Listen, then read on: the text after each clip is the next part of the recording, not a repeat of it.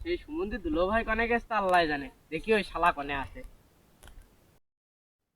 শালা আমি তো না তুই আমার। আরে আরে না বাড়া, তুমি আমার দুলো ভাই।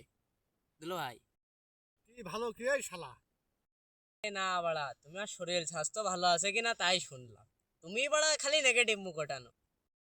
ওরে স্বাস্থ্যের কথা শুনলে না তুমি কৃষির কথা শুনলে সে আমি ভালো করে জানি।